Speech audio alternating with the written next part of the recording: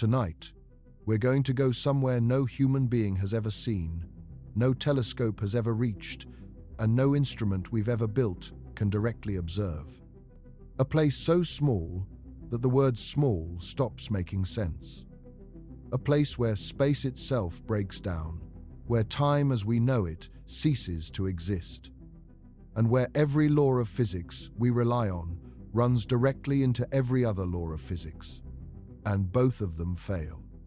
It's called the Planck scale, and by the end of tonight, you're going to understand what actually happens there, why it matters for the future of all of physics, why it connects to black holes and the Big Bang and the nature of time itself, and why this invisible boundary buried at the heart of reality is the most important thing in the universe that almost nobody talks about. Before we begin, if you enjoy these topics as much as we do, make sure to like the video or subscribe. It's a simple action, but it helps this channel reach more curious minds like yours. Now, let's begin. There are two theories of physics that, between them, explain almost everything we observe in the universe. And they are fundamentally incompatible. The first is general relativity. Einstein's masterpiece, completed in 1915 after roughly a decade of work that he later described as the most intense intellectual effort of his life. It describes gravity not as a force in the way Newton described it, but as the curvature of space-time. Massive objects bend the fabric of space and time around them, and other objects follow those curves. A planet orbiting the Sun is not being pulled by an invisible string. It is following the straightest possible path through curved space-time, and the Sun's mass is what produced the curve. This framework explains everything from the orbits of planets to the bending of starlight around massive objects. The precise precession of Mercury's orbit, which Newton's theory could not account for but Einstein's theory predicted exactly. The existence of gravitational waves, ripples in the fabric of space-time produced by accelerating masses, the expansion of the universe, the physics of black holes. It works on scales from the size of a laboratory to the size of the observable universe. And it is extraordinarily precise. Experimental tests of general relativity, some of them only made possible by modern technology, have confirmed its predictions to better than 1 part in 100 million. The GPS system that tells your phone where you are has to account for the relativistic effects on clocks caused by the different gravitational environment in orbit. Without those corrections, 2 separate corrections, one for special relativity because the satellites are moving fast, and one for general relativity because they are higher in the gravitational field, and therefore in a weaker gravitational potential, the system would accumulate positioning errors of roughly 10 kilometers every single day. Every time you get directions to a restaurant, you are implicitly verifying Einstein's theory of gravity. The second theory is quantum mechanics, developed through the first 3 decades of the 20th century by a roster of names that reads like a hall of fame: Planck, Bohr, de Broglie, Heisenberg, Schrödinger, Born, Dirac, Pauli. The theory describes the behavior of matter and energy at the very smallest scales. Atoms, electrons, photons, quarks, and the forces between them. It tells you that particles do not have definite positions or definite velocities until you measure them. That energy comes in discrete packets, called quanta. That nature is fundamentally probabilistic at its core. Not probabilistic because we are ignorant of the details, but probabilistic in an irreducible, fundamental way that has nothing to do with incomplete information. This framework gave us the transistor, the laser, the atomic clock, modern chemistry, and molecular biology. It explains the periodic table of elements, the colors of fireworks, the working of your phone's processor, the nuclear reactions in the core of the sun, and the precise structure of every chemical bond in every molecule in your body. Quantum electrodynamics, the quantum mechanical description of electromagnetism and its interaction with matter, has predicted the magnetic moment of the electron to better than 1 part in a trillion. 12 decimal places of agreement between a theoretical calculation and an experimental measurement. This is frequently described as the most precise agreement between theory and experiment in the history of science. So here is the problem. Both theories are right. Both theories work flawlessly within their own domain, and they are built on assumptions about the nature of reality that directly contradict each other. General relativity treats space-time as a smooth, continuous, classical fabric. It can curve and stretch and warp in response to energy and momentum, but it is always described by clean, deterministic equations. At any scale you zoom into, the geometry of space-time in general relativity remains well behaved. Distances can be precisely defined. Curvature can be precisely calculated. The surface is never rough or discontinuous or ambiguous. General relativity is a classical theory. It says nothing about probability distributions, wave functions, or quantum uncertainty. It describes the universe as having a single, definite geometry at every moment. Quantum mechanics says that everything it describes is subject to fundamental uncertainty and quantum fluctuation. There is no such thing as an absolutely precise position or velocity.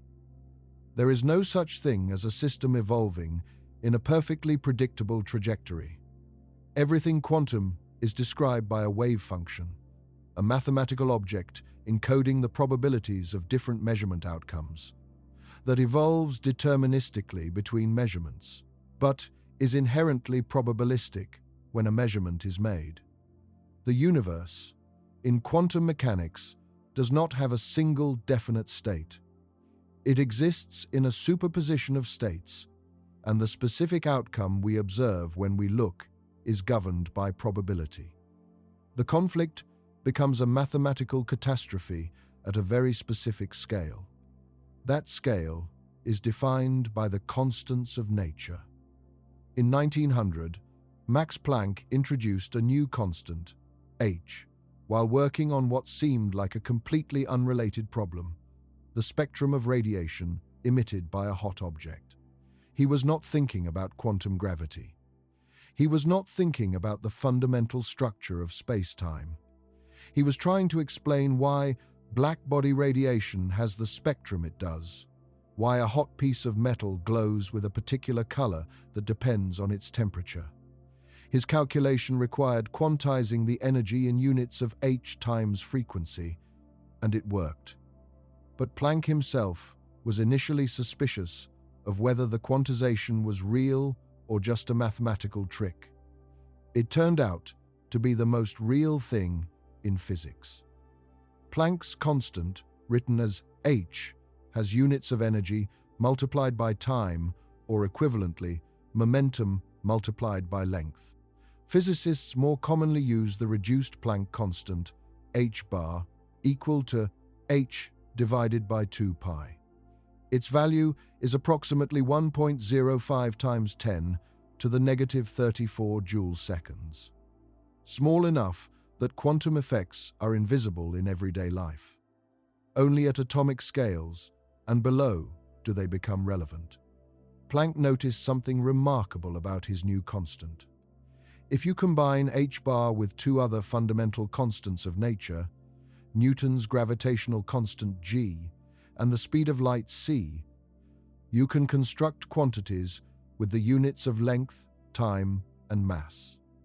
These combinations depend on nothing except the constants of nature themselves, not on any property of specific particles, not on any human-chosen reference. Just the 3 constants combined in specific mathematical ratios. The length you get is approximately 1.6 times 10 to the negative 35 meters. The Planck length. The time you get is approximately 5.4 times 10 to the negative 44 seconds. The Planck time.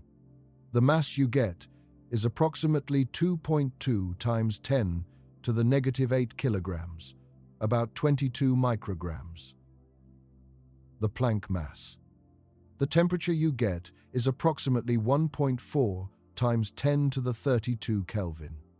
The Planck temperature.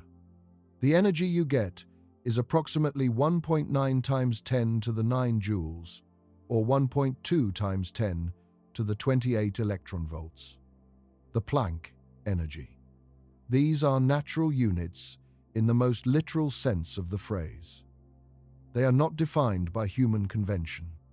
They are defined by the universe, and they have a precise physical interpretation. The Planck length is the scale at which the quantum mechanical description of gravity becomes dominant. At this scale, the uncertainty in the position of a quantum object is large enough that the gravitational field produced by that positional uncertainty has significant curvature. The geometry of spacetime becomes uncertain. The smooth classical background that general relativity assumes breaks down. The Planck time is the time it takes light to travel one Planck length. It is the fundamental quantum of time, in the same sense that the Planck length is the fundamental quantum of space. The Planck mass is the mass of a particle whose Compton wavelength equals its Schwarzschild radius. The Compton wavelength, a quantum mechanical concept, is the scale below which a particle's position cannot be confined without requiring enough energy to create additional particles. The Schwarzschild radius, a general relativistic concept, is the scale below which a mass is dense enough to form a black hole. These two radii, one quantum and one gravitational, are equal for a particle of Planck mass. Below this mass, one scale is always larger than the other, and physics can be described using either quantum mechanics or general relativity alone. At exactly the Planck mass, both are simultaneously important. The Planck energy is the energy of a photon, whose wavelength is the Planck length. It is the energy scale at which quantum effects in the gravitational field become as important as the classical gravitational field itself. Together, these scales define the boundary. Everything below the Planck scale requires a theory that is simultaneously quantum and gravitational. Everything above it can be described, with sufficient accuracy for most purposes, by treating quantum mechanics and gravity as separate theories in their separate domains. To feel how small the Planck length is, let's descend through the scales methodically. U. About 1.7 meters tall. A human hair. About 100 micrometers. A red blood cell. About 8 micrometers. A bacterium. About 1 to 2 micrometers. A typical virus. About 100 nanometers. A DNA double helix. In width. About 2 nanometers. A hydrogen atom. In diameter. About 100 picometers. An atomic nucleus. About 10 femtometers, 1/10,000th the size of the full atom. A proton. About 1 femtometer. The scale the Large Hadron Collider at CERN can currently probe, indirectly, through high-energy collisions. About 10 to the negative 19 meters, roughly 10,000 times smaller than a proton. The Planck length. 10 to the negative 35 meters. The gap between what the LHC can probe and the Planck length is 16 orders of magnitude.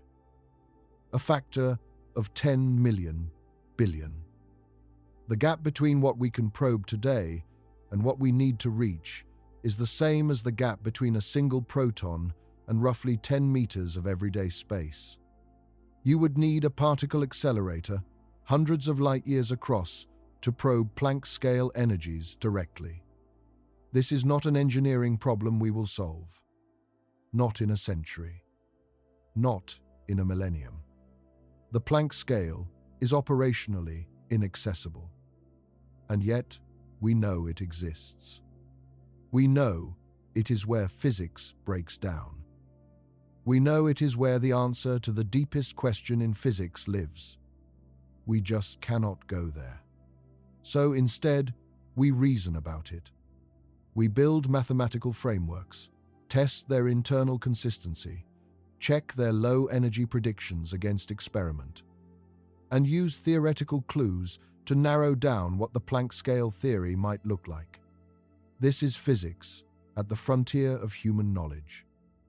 Working not from experiment toward theory, but from theoretical consistency toward a framework that experiment will eventually test, even if only indirectly, and even if the constraints come from measurements made far above the relevant scale.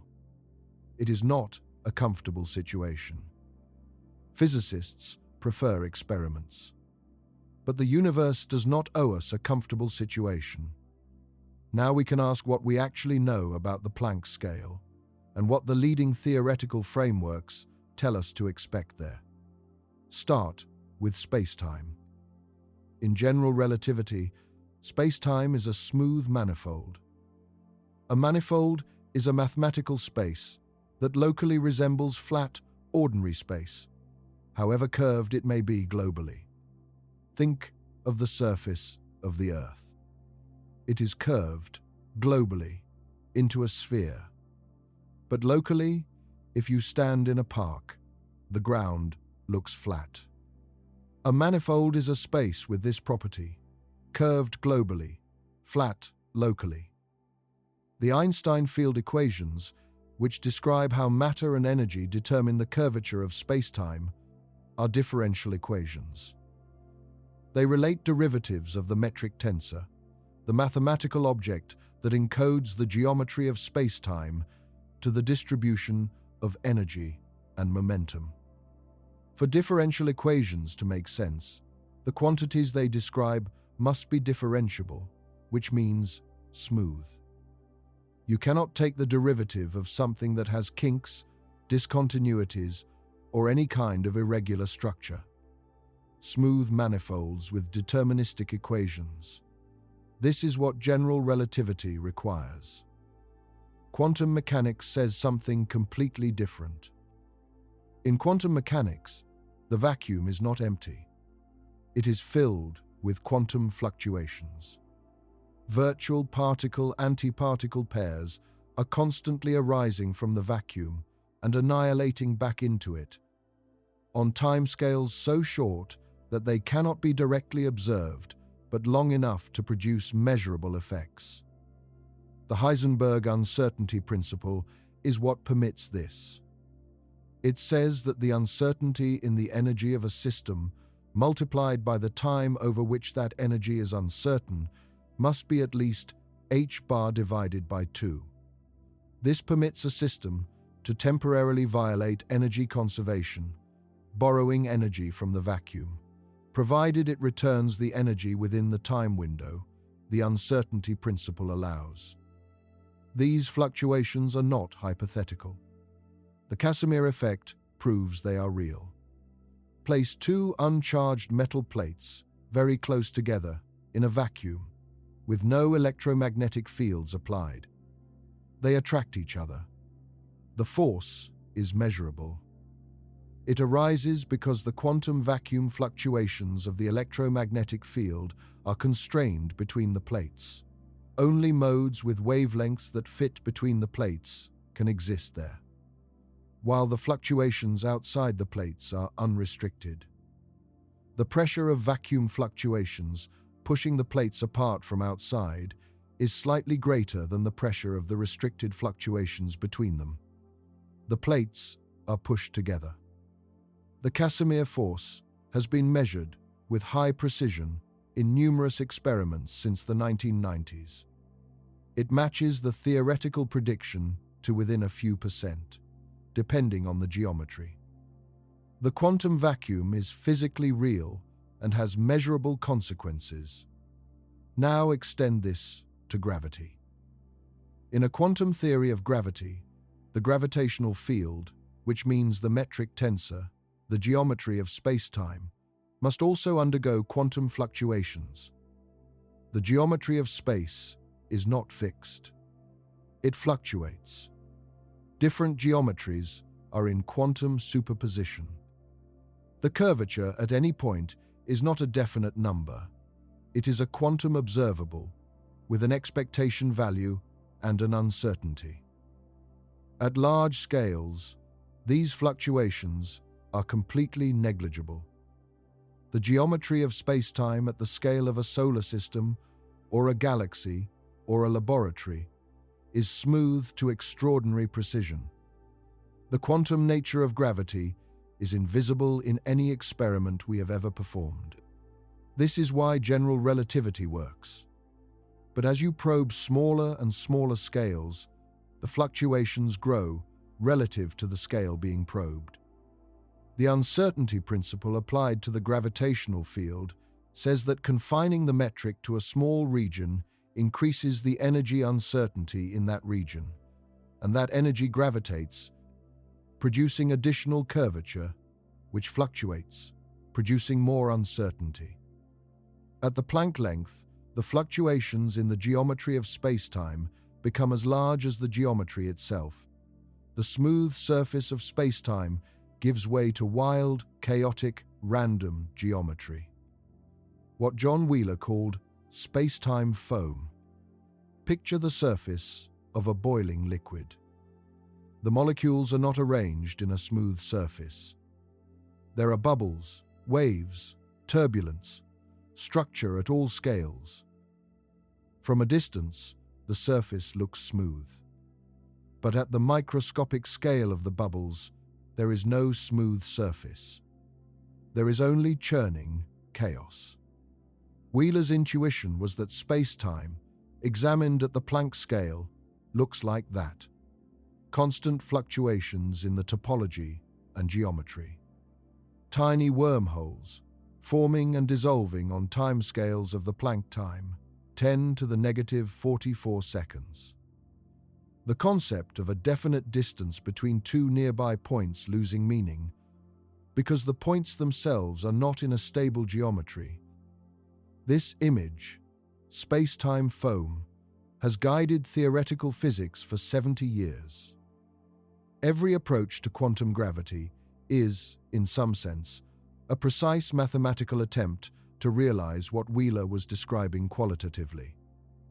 There is another way to understand why the Planck scale marks the fundamental limit, and it involves black holes.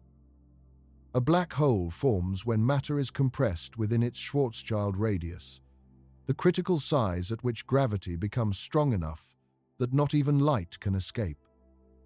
The Schwarzschild radius of a mass m is 2gm divided by c squared.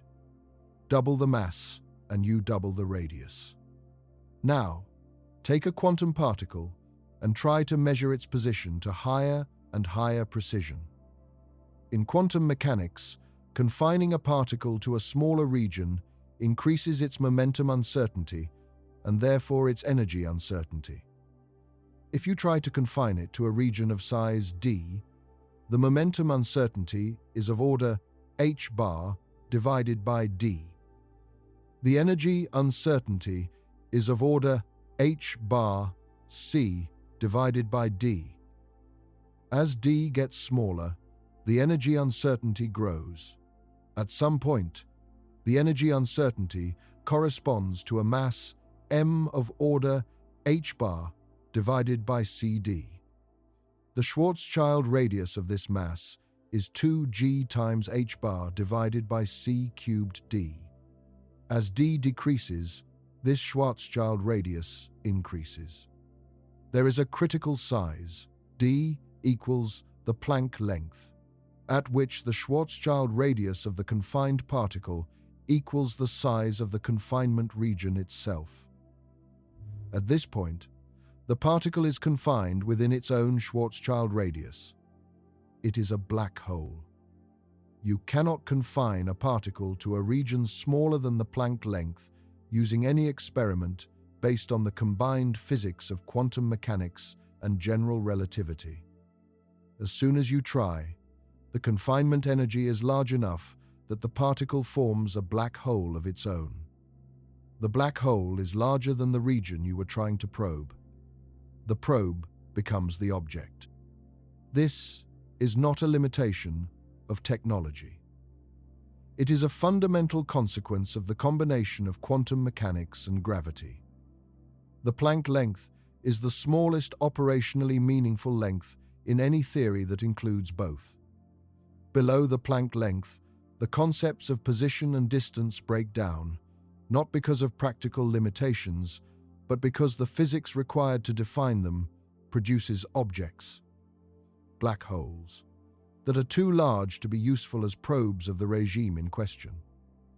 Now let's turn to the leading theoretical frameworks for understanding the Planck scale. The two most developed are string theory and loop quantum gravity.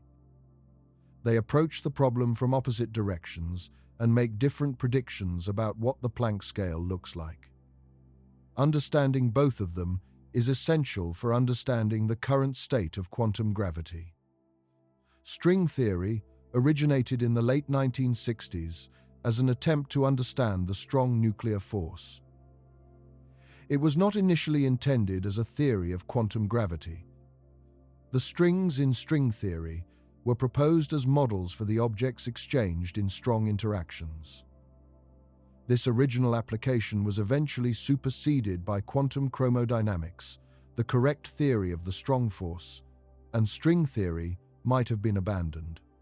Instead, physicists discovered that it contained something unexpected, a massless spin-2 particle in its spectrum. A massless spin-2 particle is precisely what a graviton, the quantum carrier of gravity, must be.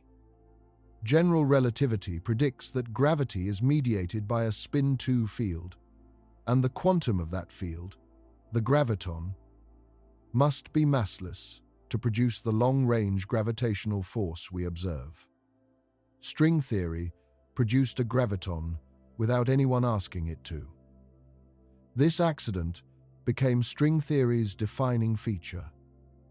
Let's understand why replacing point particles with strings resolves the ultraviolet problem of quantum gravity. In quantum field theory, particles are mathematical points with zero spatial extent. When two such particles interact, the interaction can be probed at arbitrarily short distances.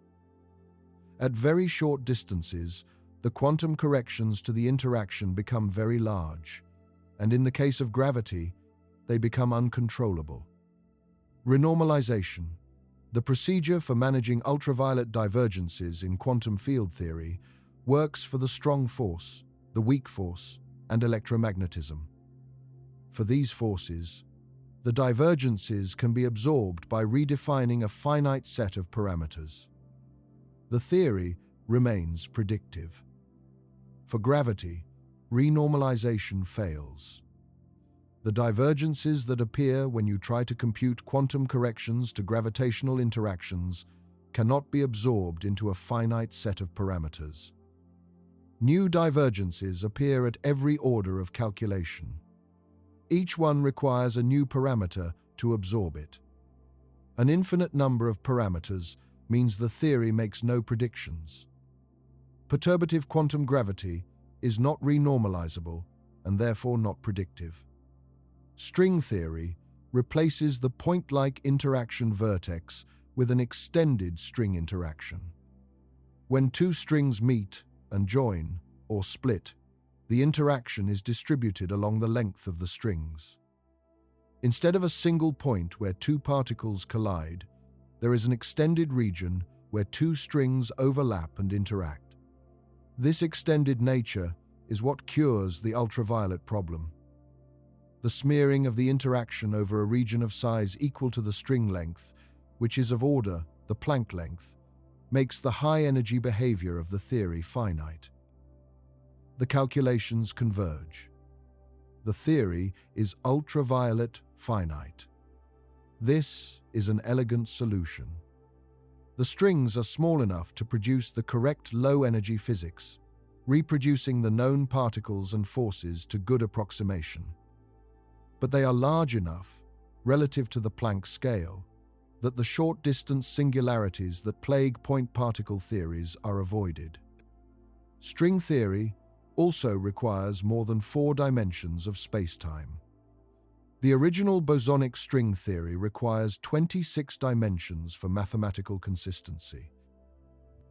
Superstring theories, which incorporate supersymmetry and are more physically realistic, require 10 dimensions. The most complete framework, M-theory, requires 11 dimensions. 6 or 7 of these extra dimensions must be compactified, curled up into a compact space with a size of order the string length, too small to be detected with any experiment performed at energies below the string scale.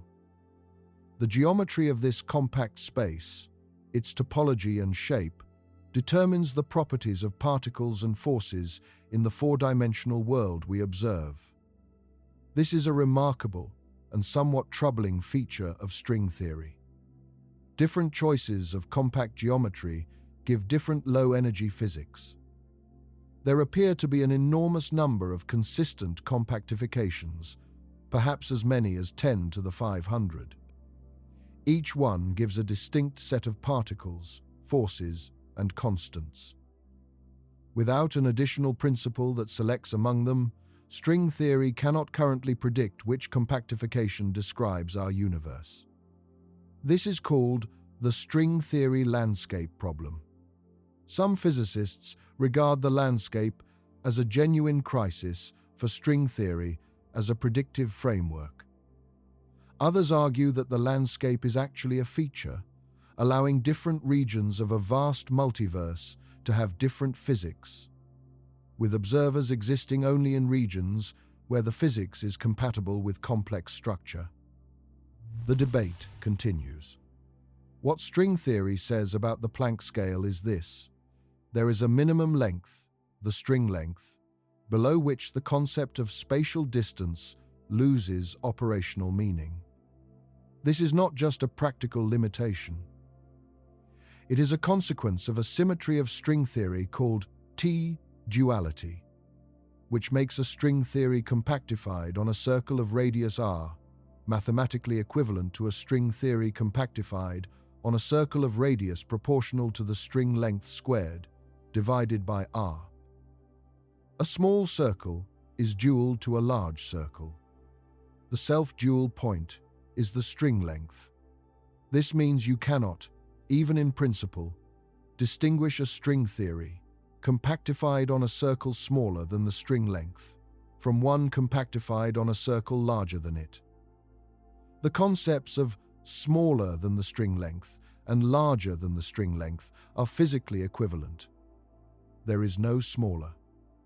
The string length is not the smallest thing that can be probed by going to higher energies.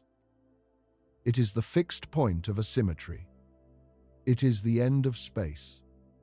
Loop quantum gravity takes a completely different approach. Instead of modifying the fundamental objects of matter, replacing point particles with strings, it directly quantizes the geometry of spacetime. It asks what the rules of quantum mechanics imply about the gravitational field, treated as a field in its own right. The starting point is a reformulation of general relativity, developed by Abhay Ashtekar in 1986, in terms of new variables that make the similarity between general relativity and gauge theories, the type of theory that describes the strong and weak forces and electromagnetism, much more explicit. In the Ashtekar variables, general relativity looks mathematically like a gauge theory. This reformulation opened the door to applying the quantization techniques developed for gauge theories to the gravitational field. The quantum states of the gravitational field in this approach are described by what are called spin networks. A spin network is a graph, a collection of nodes and links.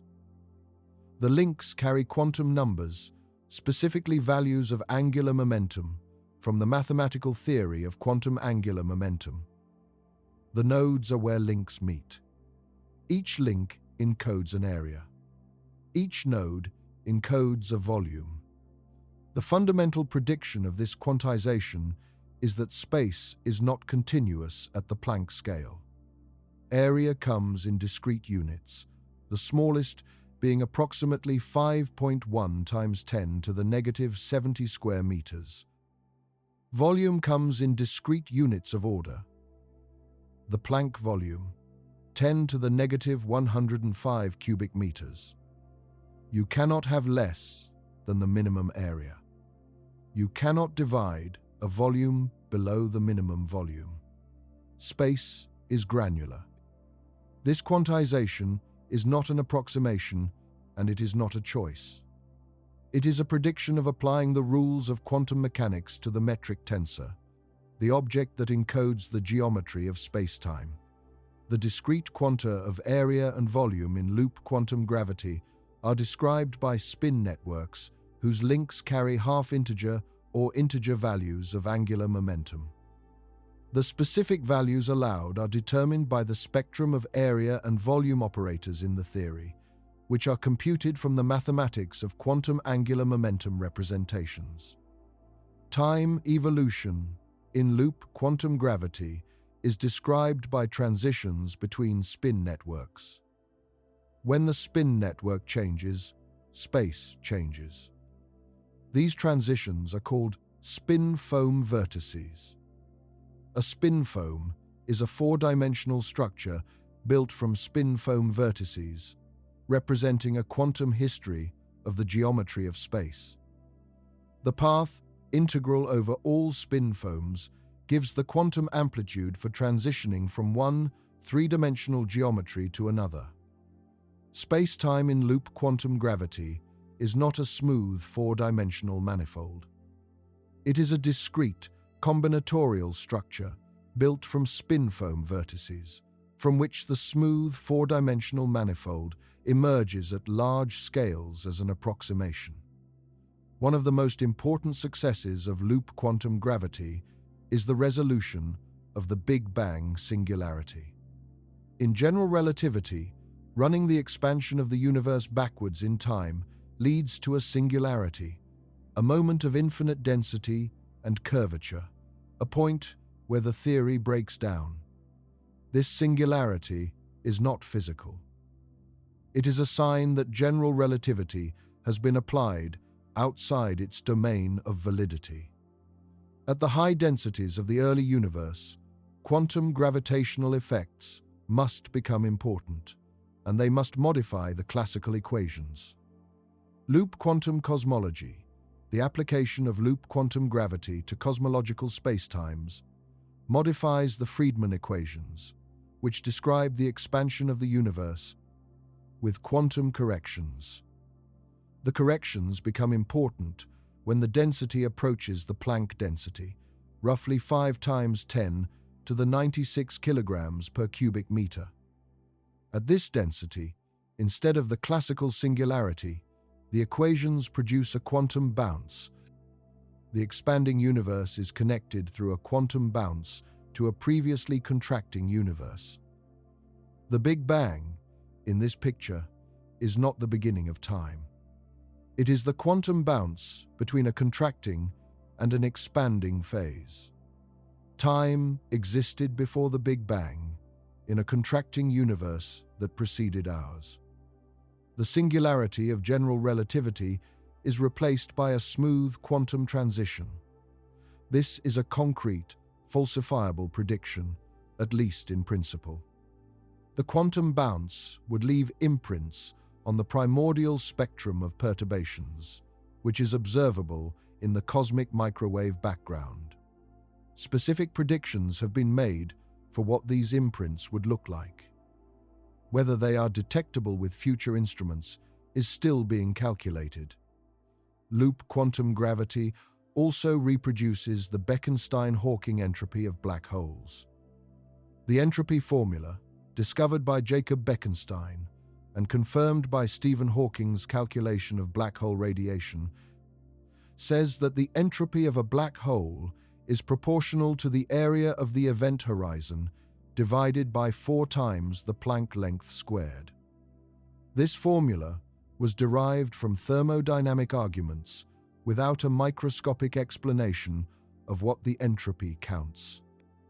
In loop quantum gravity, the entropy of a black hole arises from counting the quantum states of the spin network links that puncture the event horizon. Each link that crosses the horizon contributes to the area of the horizon by a discrete amount determined by its spin quantum number. The number of distinct ways to assemble links with the required total area is the number of microstates consistent with the macroscopic entropy. Taking the logarithm of this number gives the entropy. The calculation reproduces the Bekenstein-Hawking formula, including the specific numerical coefficient of 1/4. The derivation is not exact in all cases and depends on a parameter called the Barbero-Immirzi parameter, which must be fixed by matching to the Bekenstein-Hawking result. But the fact that the discrete geometry of a spin network, when applied to a black hole horizon, reproduces a formula originally derived from entirely different thermodynamic considerations is a striking result. It suggests that the discrete geometry of loop quantum gravity is capturing something real about the microscopic structure of spacetime. Stepping back from both string theory and loop quantum gravity, there are some features that multiple approaches agree on. One of them is dimensional reduction at the Planck scale. In causal dynamical triangulations, which builds spacetime from discrete 4-dimensional building blocks assembled according to causal rules, numerical calculations show that the effective dimensionality of spacetime changes as you probe shorter scales. At large scales, spacetime is 4-dimensional, as expected. But at scales comparable to the discretization scale, the Planck scale, the effective dimensionality approaches 2. This dimensional reduction also appears in loop quantum gravity. The propagator, which describes how a particle moves through quantum spacetime, approaches the 2-dimensional result at short distances. The same phenomenon appears in certain calculations in asymptotic safety and in some string theory contexts. Why does spacetime appear 2-dimensional at the Planck scale? The most intuitive explanation is this. At very high energies, the quantum fluctuations of the geometry are so violent that spatial structure in the directions transverse to a particle's motion is effectively averaged over. The particle cannot resolve the transverse dimensions because the geometry there is fluctuating on its own scale. What remains is a single direction of propagation, plus time, giving 2 effective dimensions. If this is a genuine feature of Planck scale physics, rather than an artifact of specific computational approaches, it has profound implications. Physics at the Planck scale would be qualitatively different from physics at any larger scale. The effective reduction in dimensionality might explain why the ultraviolet behavior of quantum gravity is better behaved than naive expectations. Because 2-dimensional theories are generically better behaved than 4-dimensional theories. Another feature that multiple approaches agree on is the existence of a minimum length. In string theory, it is the string length. In loop quantum gravity, it is the Planck length as the minimum area element. In doubly special relativity, an extension of special relativity that includes a maximum energy and a minimum length as observer-independent scales. the Planck length plays a similar role. In causal set theory, spacetime is fundamentally discrete, with Planck-scale spacing between elements. These different frameworks arrive at minimum lengths by different routes and with different physical interpretations. But the convergence on the existence of a minimum length is significant. It suggests that the Planck length is not just a combination of constants that happens to have units of length. It is the actual minimum scale of nature. The existence of a minimum length has a natural consequence, a minimum uncertainty in position. In ordinary quantum mechanics, the Heisenberg uncertainty principle sets a lower bound on the product of position and momentum uncertainties, but there is no lower bound on the position, uncertainty alone. Given a large enough momentum uncertainty, you can make the position uncertainty arbitrarily small. In theories, with a minimum length, this changes. There is a generalized uncertainty principle that says the position uncertainty cannot be smaller than the Planck length, regardless of how large the momentum uncertainty is. At extremely high momenta, both the position and momentum uncertainties are large. Probing shorter distances does not require higher momentum, but rather a different kind of measurement strategy that remains subject to the minimum length. This generalized uncertainty principle has been proposed by various researchers as a phenomenological tool for incorporating minimum length effects into quantum mechanics without committing to a violence-specific theory of quantum gravity. Its predictions can be tested in quantum optics experiments, in the dynamics of harmonic oscillators, in the spectrum of the hydrogen atom, and potentially in tabletop experiments sensitive to quantum gravitational corrections. Current experiments do not have the sensitivity to detect minimum length effects. The corrections from the Planck scale to any experiment performable in a laboratory are many orders of magnitude below the current experimental reach. But the generalized uncertainty principle provides a concrete framework for calculating what the signatures of minimum length physics would look like, so that, as experimental sensitivity improves, the predictions are ready. Among the most profound ideas to emerge from modern theoretical physics is a connection between quantum entanglement and the geometry of spacetime. This connection emerged from work on black holes, thermodynamics, and the holographic principle. The story of black hole thermodynamics begins with Jacob Bekenstein, a graduate student at Princeton in the early 1970s. Bekenstein was thinking about the second law of thermodynamics. The second law says the total entropy of a closed system, a measure of disorder or of the information needed to specify the system's microstate given only its macrostate, can never decrease. Entropy is produced by irreversible processes. Bekenstein noticed a puzzle. Suppose you have a system with some entropy, a hot gas, a complex arrangement of matter, anything with a high information content. Throw it into a black hole. The matter disappears behind the event horizon. From outside, you can no longer observe any information about what you threw in. The entropy seems to have vanished. But the second law says it cannot vanish. It has to go somewhere. Bekenstein argued that the entropy must be stored in the black hole itself, and he proposed a specific formula. The entropy of a black hole is proportional to the area of its event horizon, measured in units of the Planck area. Entropy proportional to area. This was a strange proposal. Entropy is usually proportional to volume. More space means more possible arrangements, means more entropy. A black hole's entropy being proportional to area rather than volume seemed to violate everything we knew about the statistical mechanics of entropy. But it was the correct answer. Hawking initially resisted. A thermodynamic system with entropy must have a temperature, and a system with a temperature emits radiation.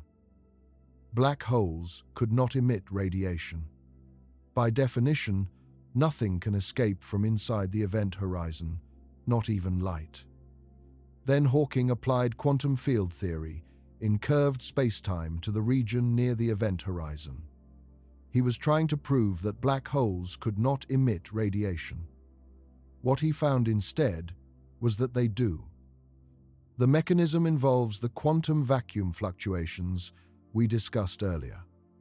In empty space, virtual particle-antiparticle pairs constantly arise from the vacuum and annihilate back into it. Near the event horizon of a black hole, something different can happen. One member of a pair can fall inside the horizon, while the other escapes to infinity. The escaping particle carries positive energy. The infalling particle, to conserve energy, carries negative energy relative to infinity. It reduces the mass of the black hole by a tiny amount. The black hole shrinks. To an observer far away, the black hole appears to be emitting a stream of particles. The spectrum of this radiation is perfectly thermal, described by the Planck blackbody radiation formula at a specific temperature, inversely proportional to the mass of the black hole. For a black hole as massive as the Sun, this temperature is about 60 nanokelvin, far colder than the 3 Kelvin temperature of the cosmic microwave background. Completely undetectable in practice, but real in principle. For a black hole with a mass equal to the Planck mass, about 22 micrograms, the temperature would be of order the Planck temperature, about 10 to the 32 Kelvin. Such a tiny black hole would radiate at an astronomically high temperature and evaporate almost instantly. Hawking radiation confirmed Bekenstein's insight. Black holes are thermodynamic objects with entropy and temperature. And the entropy is, as Bekenstein said, proportional to the area of the event horizon. The information paradox arises from Hawking's calculation itself. Hawking radiation is produced by quantum field theory near the event horizon. In the simplest version of the calculation, the radiation is perfectly thermal. It carries no information about what fell into the black hole. The radiation is simply a consequence of the thermal nature of the quantum vacuum near the horizon. It depends on the temperature of the black hole, not on the specific quantum state of what formed it.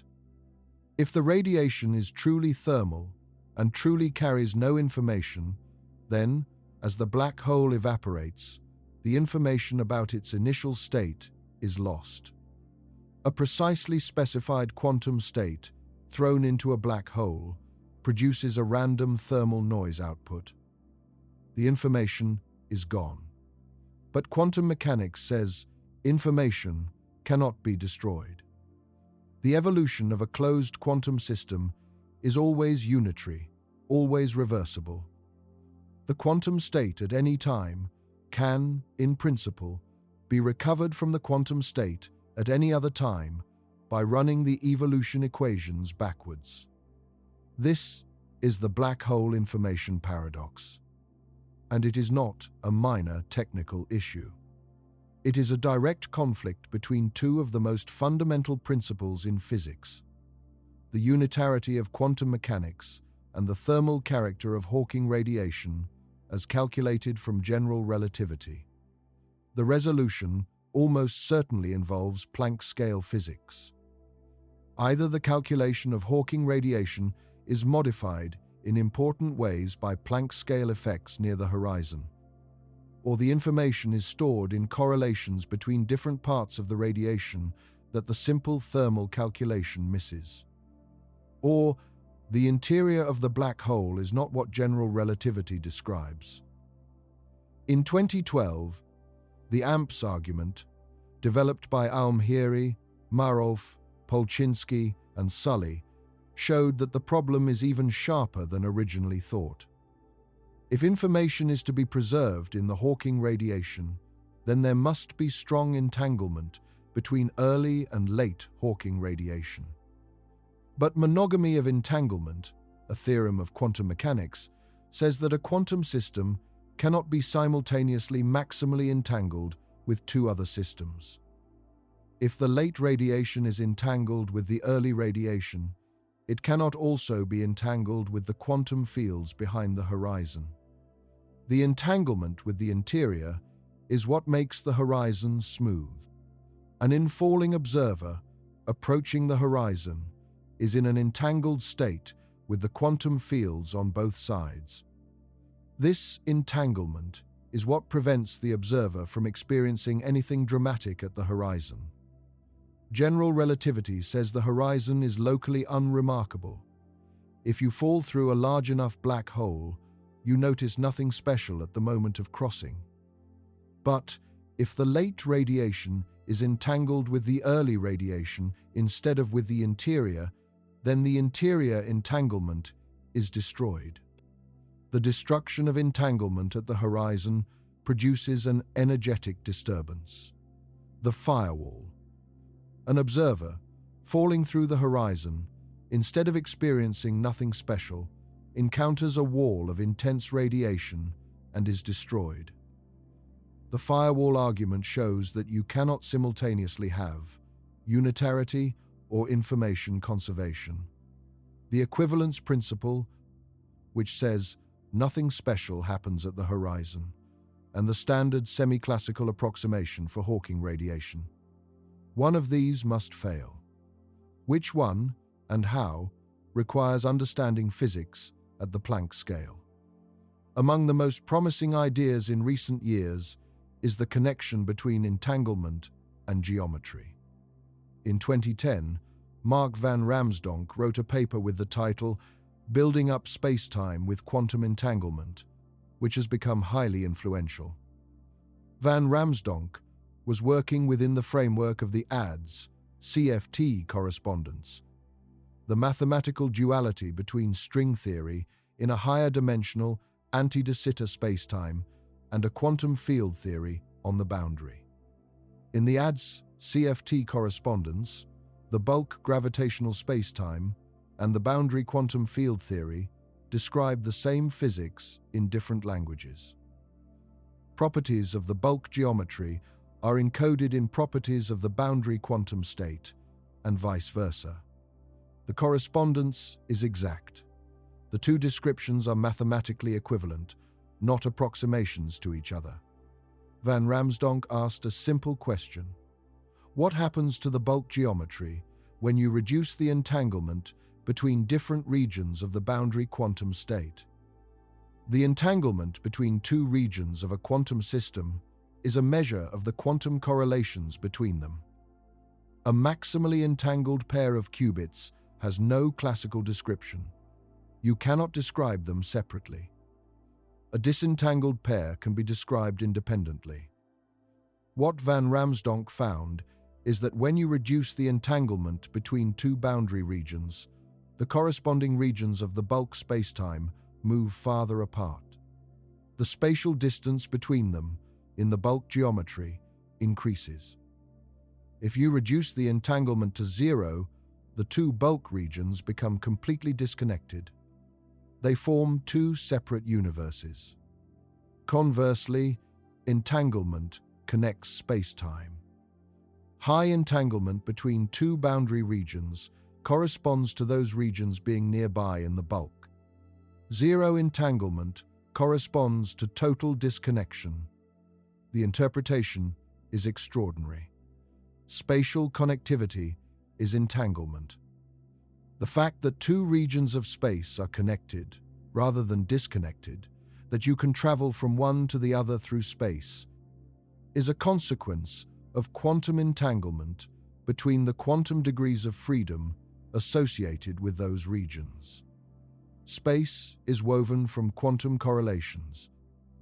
This became even more explicit in the ER equals EPR proposal of Juan Maldacena and Leonard Susskind in 2013. They argued that quantum entanglement between two particles or two black holes is, in a precise sense, the same as a wormhole connecting them. The entanglement and the wormhole are different descriptions of the same physical situation. Einstein-Rosen bridges, which are theoretical wormholes connecting two regions of spacetime, equal Einstein-Podolsky-Rosen pairs, which are entangled quantum particles. The implication for the Planck scale is this. At the Planck scale, the entanglement structure is maximally disordered, maximally chaotic. There are quantum correlations everywhere, but they are random, not organized into any coherent pattern. From such a disordered entanglement structure, no smooth geometry can emerge. The prerequisites for spacetime to exist, an organized, structured pattern of quantum correlations, are absent. At the Planck scale, there is no spacetime. There is only quantum information, in too disordered a state to produce a geometry. Spacetime emerges from the quantum information as the entanglement organizes itself into coherent patterns at larger scales. The smooth, four-dimensional spacetime of our experience is the long wavelength, large-scale description of a quantum information structure that is, at the Planck scale, nothing like spacetime at all. The holographic principle connects all of this to the structure of the Planck scale.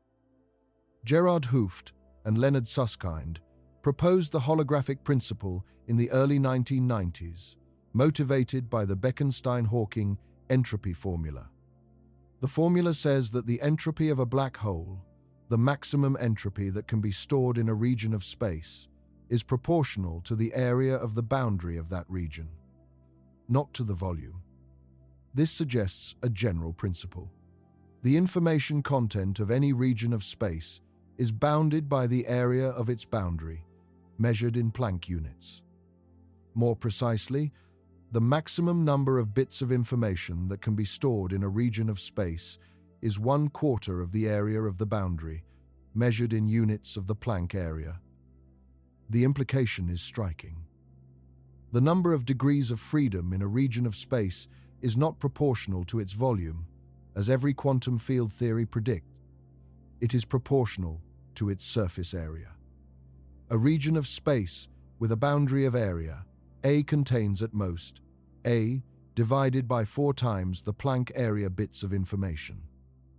This means that three-dimensional space has fundamentally fewer degrees of freedom than we would expect from a three-dimensional quantum field theory. The degrees of freedom we would expect to find inside the volume simply are not there. The third dimension, depth, is in some sense redundant. All the information is already encoded on the two-dimensional boundary. This is the holographic principle. The universe is, in a sense, two-dimensional. The AD-CFT correspondence realizes this principle precisely. The string theory, in the bulk of a 5-dimensional anti-de Sitter spacetime, is exactly described by a 4-dimensional quantum field theory on the boundary. The fourth spatial dimension in the bulk is encoded in the energy scale of the boundary theory. Moving from the boundary into the bulk corresponds to moving to lower and lower energies in the boundary theory. At the Planck scale, the holographic encoding becomes visible. The Planck area is the size of 1 bit of holographic information. The discrete structure of spacetime at the Planck scale is the granularity of the holographic description. The spacetime foam that Wheeler described is the foam of individual holographic bits, each encoding 1 unit of the area of the boundary. If the universe is holographic, then the three-dimensional space we experience is an emergent description of a two-dimensional quantum information structure. The Planck length is the size of the fundamental pixels in this description. Below the Planck length, there are no pixels. There is no finer grained description. The holographic image has no structure at shorter scales. This is perhaps the deepest consequence of the Planck scale. It is not just a length at which physics changes. It is the scale at which the structure of reality, the nature of space itself, changes from an emergent description to the underlying quantum information from which it emerges. The nature of time at the Planck scale is even stranger than the nature of space. We experience time as flowing. Past and future are different.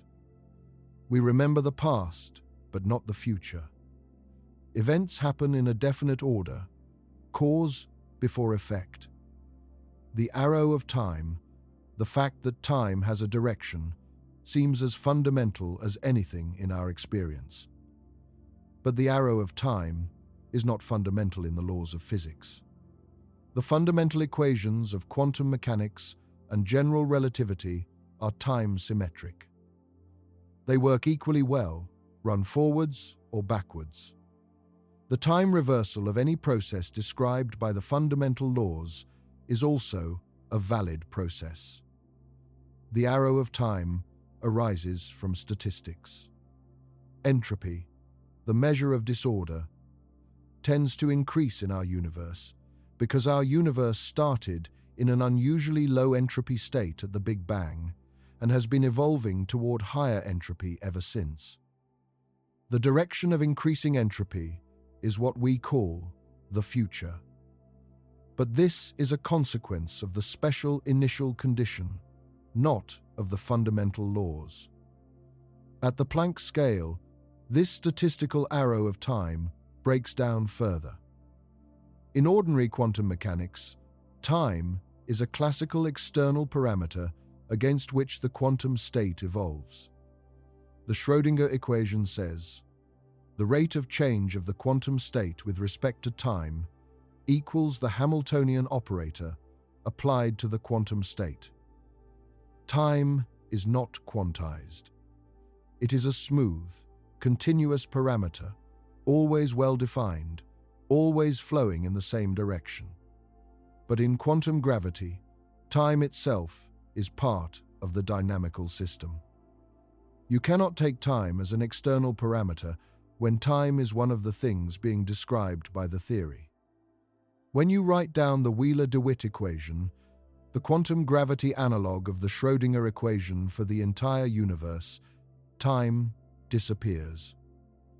The equation describes the quantum state of the universe, including its geometry and all matter content, and it says that this state is constant.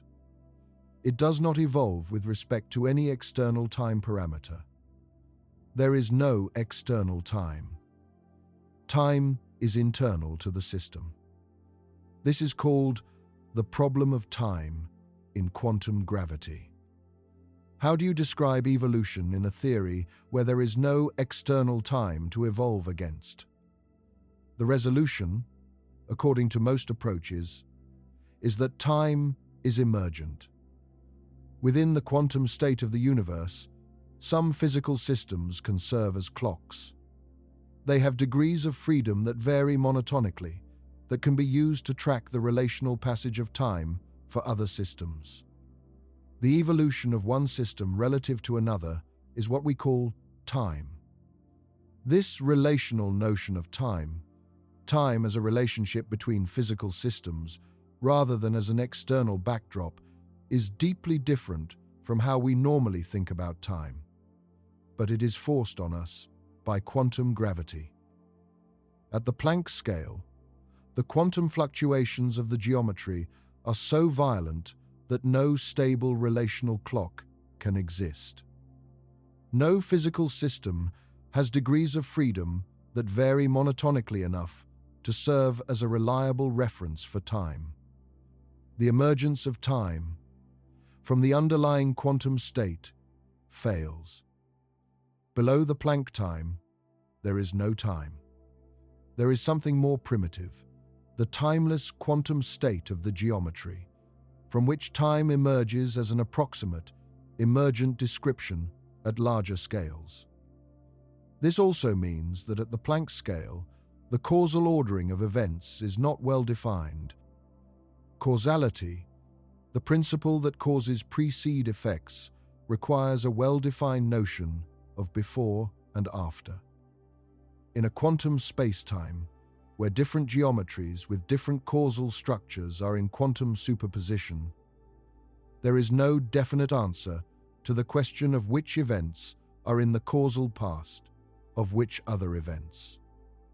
This is causal indefiniteness, and it is a genuine feature of quantum gravity, not a theoretical artifact. At the Planck scale, cause and effect do not have a definite order. The causal structure of spacetime is itself quantum, uncertain in superposition. Now, all of this raises the deepest possible question. If space is emergent from entanglement, and time is emergent from relational quantum correlations, and causality is emergent from the quantum state of the geometry, what is fundamental? The answer that is gradually taking shape across multiple approaches to quantum gravity is this: quantum information. Not information in the everyday sense of data stored on a hard drive. Quantum information in the technical sense, the quantum state of a system, described by the rules of quantum mechanics, from which classical, physical, geometric structure emerges through decoherence and thermodynamic limit.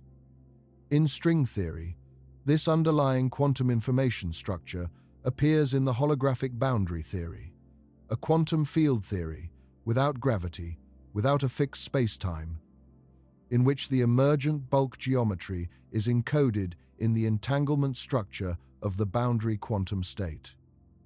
In loop quantum gravity, the spin network is a discrete quantum information structure without a spatial background. Nodes and links carry quantum numbers, and the geometry of space emerges from the relationships between them. In causal set theory, the fundamental objects are events with causal relationships, a partial order, with no spatial structure whatsoever. Space and time emerge from the causal set through a statistical process. In all of these approaches, the message is the same. Below the Planck scale, there is no space-time. There is only quantum information, in some form not yet fully understood, organized into patterns that produce space-time as an emergent description at larger scales. The universe, at its most fundamental level, is not made of particles, or fields, or strings, or geometry. It is made of information. Specifically, of quantum information, the quantum state of some underlying system, from which everything we observe emerges through the process of decoherence, thermalization, and the approach to classical physics at large scales. This is not a metaphor. It is a technical statement about the structure of the theories that are closest to being correct descriptions of Planck scale physics. And it is the strangest conclusion in the history of science. We should be clear about where we are. We do not have a confirmed theory of quantum gravity. We have string theory, which is mathematically rich and internally consistent, which naturally combines gravity with quantum mechanics, which has generated remarkable connections to many areas of mathematics and physics, but which has not yet produced a unique, specific prediction for our universe that has been confirmed experimentally. We have loop quantum gravity, which provides a mathematically rigorous quantization of space-time geometry, which reproduces the Bekenstein-Hawking entropy, which resolves the classical singularities, but which has not yet produced a complete theory incorporating matter and the standard model of particle physics. We have causal dynamical triangulations, which produces a four-dimensional universe from a discrete path integral over causal geometries, which shows dimensional reduction at short scales, but which is a computational framework rather than a fully worked-out physical theory. We have asymptotic safety, which suggests that quantum gravity might be a conventional quantum field theory after all, well defined at all energies if there is an ultraviolet fixed point, but for which the evidence for the fixed point, while encouraging, is not yet fully established. All of these approaches are active research programs. All of them have communities of dedicated physicists publishing papers and making progress. And they are increasingly in dialogue with each other, borrowing insights and techniques. The field is more active, more mathematically sophisticated, and more connected to observable physics than at any previous time. But the fundamental problem remains unsolved. Indirect observational constraints are tightening from multiple directions. The cosmic microwave background is the most ancient light in the universe, emitted about 380,000 years after the Big Bang, when the universe cooled enough for the first neutral hydrogen atoms to form and the plasma became transparent. Before that moment, the universe was opaque. Photons could not travel freely. The cosmic microwave background is a snapshot of the universe at that moment of transparency. But the pattern imprinted on the cosmic microwave background was set even earlier, during inflation. The tiny temperature variations, about 1 part in 100,000, that we observe across the sky are fossils of quantum fluctuations in the inflationary epoch. These fluctuations occurred at energy scales, potentially close to the Planck scale. They were stretched from sub-Planckian scales to cosmological scales by the rapid expansion of inflation. If Planck scale physics modifies the spectrum of inflationary fluctuations, those modifications could in principle be visible in the cosmic microwave background. The Planck satellite, which ended its science observations in 2013 and whose final data release came in 2020, produced the most precise map of the microwave sky ever made. It confirmed the standard inflationary predictions to high accuracy. The spectrum of fluctuations is nearly scale invariant, as predicted. The ratio of gravitational wave perturbations to density perturbations is below the current detection threshold. No deviations from the simplest inflationary predictions have been detected. This places constraints on Planck scale modifications to inflationary physics. They must be smaller than the current sensitivity of the data. Future polarization experiments, such as the proposed CMB S4 experiment, could push the sensitivity further and detect or constrain a wider range of Planck scale effects. Gamma-ray bursts offer a complementary probe. These are the most energetic electromagnetic events in the observable universe, occurring at cosmological distances, billions of light-years away. They emit photons across a wide range of energies, from radio waves to very high-energy gamma rays, essentially simultaneously. This combination, a powerful source of multi-energy photons at a known cosmological distance, makes them ideal probes of tiny effects that accumulate over cosmological travel times. Some models of quantum gravity predict that the discrete structure of spacetime at the Planck scale would cause photons of different energies to travel at slightly different speeds.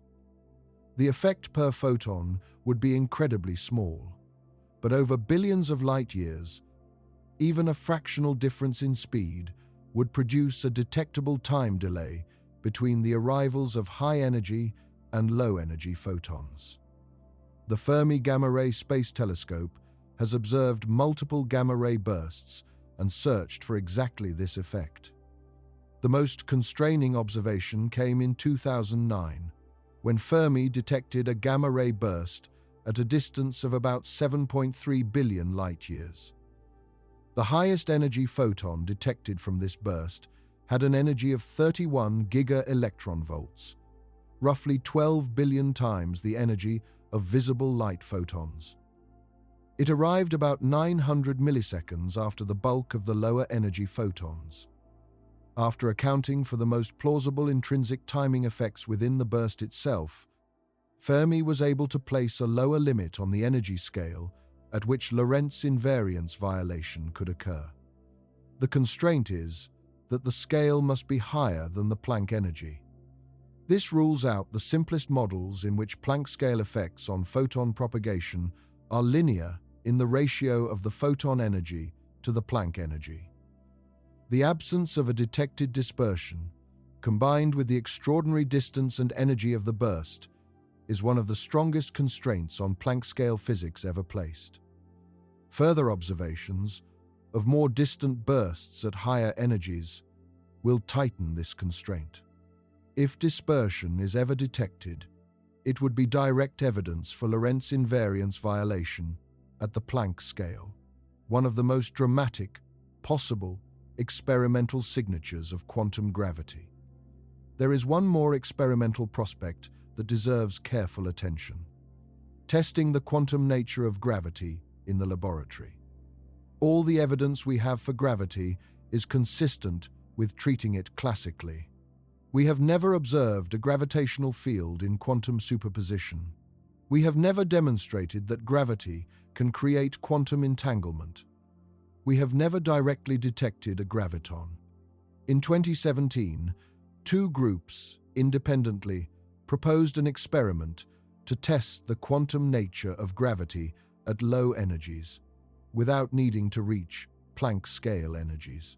Sugato Bose and collaborators, and independently Vlatko Vedral and collaborators, proposed an experiment using two microgram mass objects, each placed in a spatial superposition using techniques from quantum optomechanics. The two masses are separated by a small distance and allowed to interact only through their gravitational fields. No electromagnetic interactions, no contact, only gravity. If gravity is quantum, the gravitational interaction between the two masses in their superposition states should generate quantum entanglement between them. The two masses, which start in uncorrelated superposition states, would become entangled through their gravitational interaction. Entanglement can be detected experimentally by measuring correlations between the two masses that violate classical bounds. Specifically, by performing interference measurements on each mass and comparing the results. If entanglement is detected, it means that gravity is a quantum channel. It can transfer quantum correlations. This would be strong evidence that gravity is itself quantum, that the gravitational field must be described by a quantum theory. It would be the first direct confirmation that gravity must be quantized. The technical challenges are severe.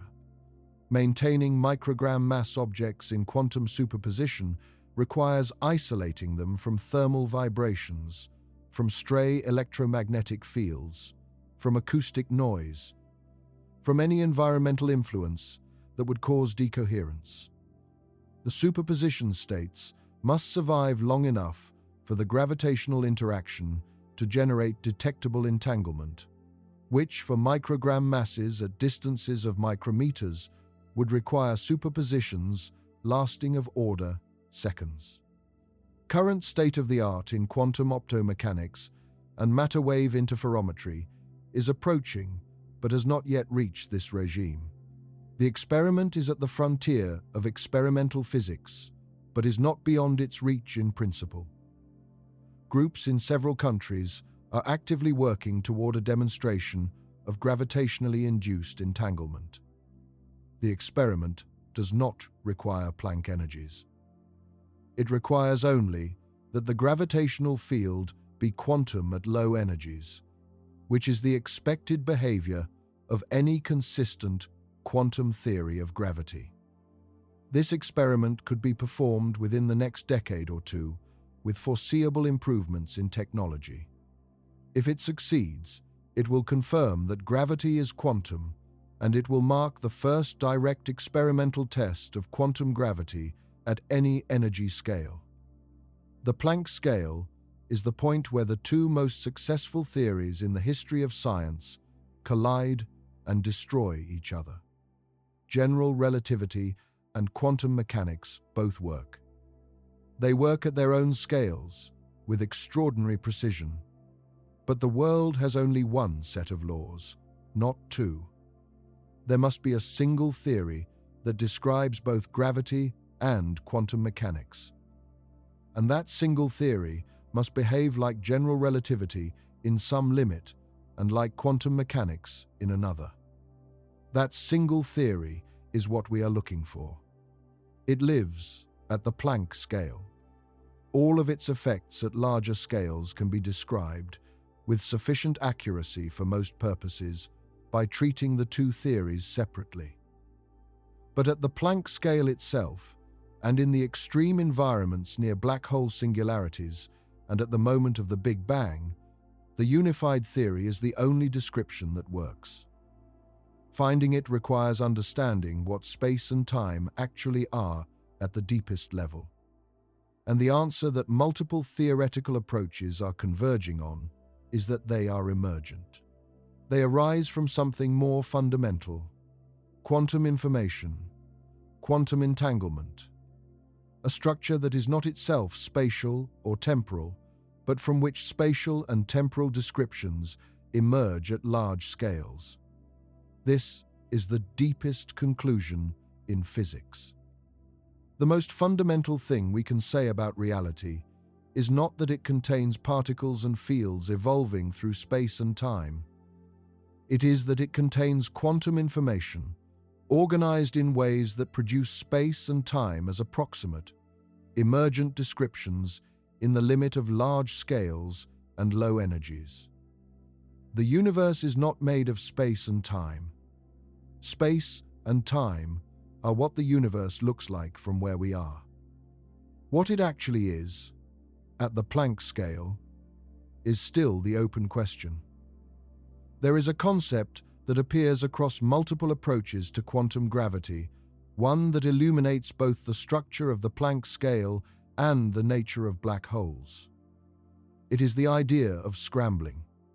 Scrambling is a process by which information, initially localized in one part of a quantum system, becomes distributed across all the degrees of freedom of the system in such a way that it cannot be recovered from any small subsystem, only from a large fraction of the whole.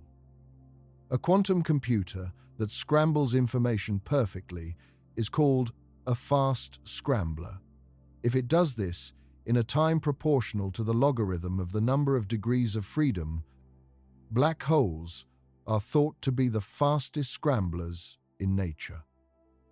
Information falling into a black hole is scrambled across the horizon, degrees of freedom, in a time proportional to the black hole mass, times the logarithm of the black hole entropy, the scrambling time. After the scrambling time, the information has been mixed into the Hawking radiation, encoded in quantum correlations between many different photons, in a way that is nearly impossible to decode in practice, but which, in principle, preserves it. The scrambling time for a solar mass black hole is about 1 millisecond. For a black hole, the mass of a galaxy, it is much longer. For a Planck mass black hole, it is of order the Planck time, 5 times 10 to the negative 44 seconds. A Planck mass black hole would scramble information in the shortest possible time, limited only by the Planck time. It would be the most efficient information scrambler conceivable. This connection between black holes and quantum information processing, between gravitational physics and computational complexity, has opened a new research direction, sometimes called holographic complexity. Researchers study how the quantum complexity of the boundary theory relates to geometric properties of the bulk, such as the volume of the maximal slice through the interior of a black hole. The computational complexity of the quantum state of the Hawking radiation encodes information about the interior geometry. At the Planck scale, where spacetime, quantum mechanics, information, and gravity all meet, The language of quantum information and computational complexity may be the most natural way to describe what is happening. The Planck scale is not just the scale at which quantum gravity effects become important. It may be the fundamental bit rate of the universe, the maximum rate at which information can be processed in any region of space, set by the Planck time and the holographic bound on information density.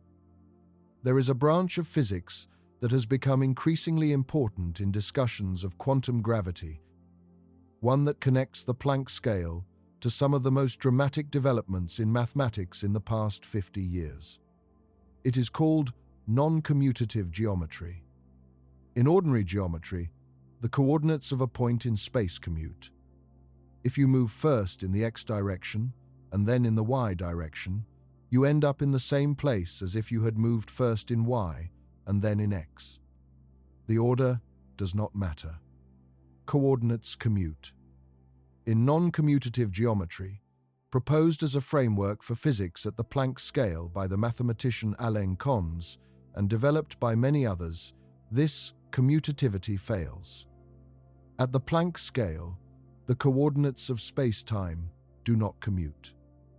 Moving first in x and then in y takes you to a different place than moving first in y and then in x. The uncertainty in one coordinate is related to the uncertainty in another, in a way analogous to the Heisenberg uncertainty principle for position and momentum. This non-commutativity of coordinates is a way of encoding a minimum length into the structure of space-time. If the coordinates do not commute, there is a fundamental lower bound on the product of the uncertainties in different coordinates. In the same way that the Heisenberg uncertainty principle gives a lower bound on the product of position and momentum uncertainties. The Planck length plays the role of the fundamental scale of non-commutativity. Non-commutative geometry has been applied to develop modified dispersion relations for particles propagating through quantum spacetime, to construct quantum field theories on non-commutative spacetimes, and to study the phenomenological consequences of minimum length effects. It provides a concrete mathematical framework for exploring what physics looks like when spacetime coordinates fail to commute, without committing to a specific microscopic model of quantum gravity. Some of its predictions overlap with those of other approaches. For example, non-commutative geometry typically predicts modifications to the propagation speed of high-energy photons in the same class as predictions from loop, quantum gravity, and some string theory scenarios. The gamma-ray burst constraints we discussed apply to non-commutative geometry as well, ruling out the simplest linear modifications. More elaborate non-commutative geometry models, with different structures of coordinate non-commutativity, predict different modifications that may be harder to constrain or may show up in different observational channels. Non-commutative geometry is not itself a complete theory of quantum gravity, but it provides a systematic way to explore how physics changes when the Planck scale structure of spacetime is incorporated into a framework that can make concrete predictions. There is a specific physical process at the Planck scale that would be the most dramatic possible consequence of quantum gravity in the observable world: Planck scale black holes. In the very early universe, during the first moments after the Big Bang, the density and temperature were high enough that quantum gravitational effects were important. As the universe expanded and cooled, the density dropped below the Planck density, and the regime of quantum gravity gave way to conventional physics. But in that early epoch, quantum fluctuations of the density could have produced regions of space dense enough to collapse into black holes. These primordial black holes, formed in the very early universe, would have a range of masses depending on when they formed. Black holes formed at the Planck epoch, at the very first instant, would have a mass of the Planck mass, about 22 micrograms, and they would have been extraordinarily hot. A Planck mass black hole has a Hawking temperature of order, the Planck temperature, roughly 10 to the 32 Kelvin. At this temperature, a black hole radiates particles of all kinds: photons, electrons, positrons, neutrinos, quarks, and gluons, and possibly exotic particles we have not yet discovered. It radiates at an enormous rate. The evaporation time of a Planck mass black hole is of order the Planck time, 5 × 10 to the negative 44 seconds. Planck mass black holes evaporate essentially instantaneously.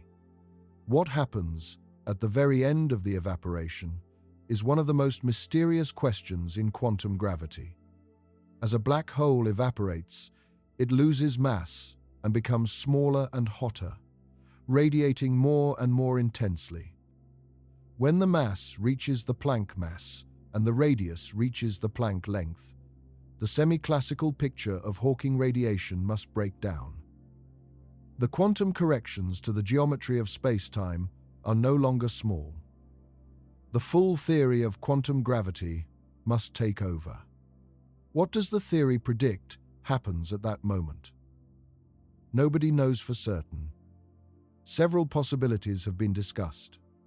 The black hole might evaporate completely, converting all its remaining mass into Hawking radiation in a final burst of Planck energy photons. The black hole might leave behind a stable Planck mass remnant, a hypothetical relic particle with Planck mass and some record of the quantum state of what originally fell in. The black hole might transition into some other structure that quantum gravity predicts, something without a counterpart in classical physics. The question of what happens at the end of black hole evaporation is directly connected to the information paradox. If the information about the initial state is to be preserved, it must come out either in the Hawking radiation throughout the evaporation, or in a final explosion at the Planck scale, or stored in a stable remnant. Each possibility has different implications for the structure of the theory. Primordial black holes, with masses much larger than the Planck mass would have formed in the early universe and would still be evaporating today, or would already have evaporated and left their signatures in the cosmic background radiation. There are observational constraints on the density of primordial black holes from various measurements, including the gamma-ray background, the cosmic microwave background, and gravitational lensing. These constraints tell us that if primordial black holes exist, they cannot be so numerous that their evaporation products or lensing effects exceed observed levels. No primordial black holes have been definitively detected. But the search continues, because the detection of one would be a direct window into conditions in the very early universe and potentially into the physics of black hole evaporation at the Planck scale. Somewhere in the history of physics, there is a question that every student eventually encounters. Why does mathematics work so well to describe reality?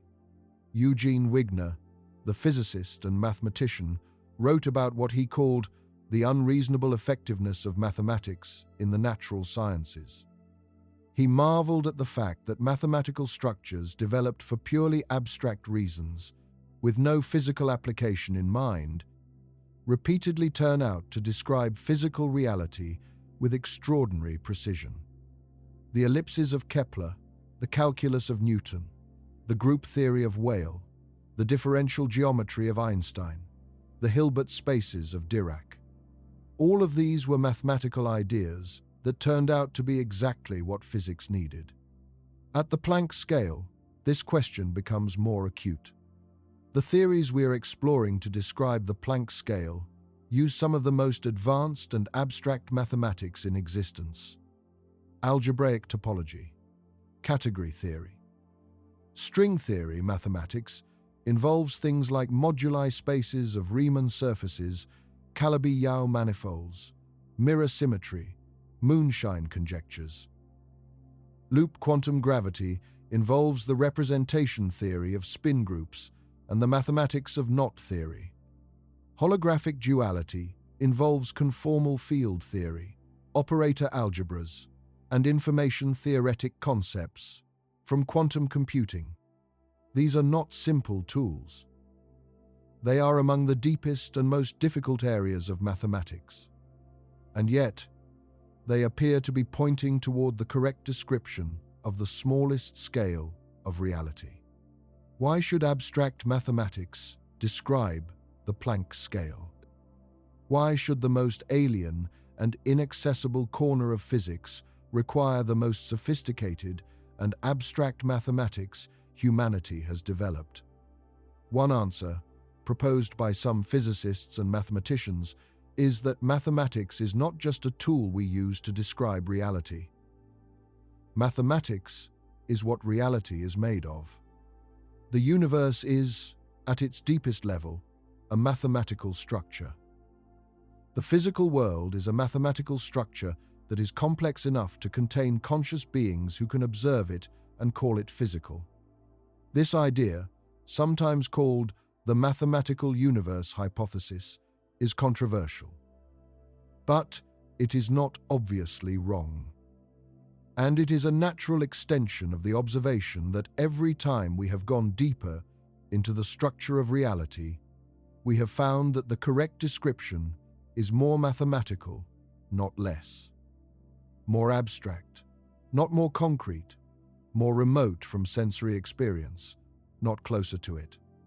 At the Planck scale, if the correct description is truly quantum information processed by a structure that is not itself spatial or temporal, we may be at the level where the mathematical description and the physical description are no longer distinguishable.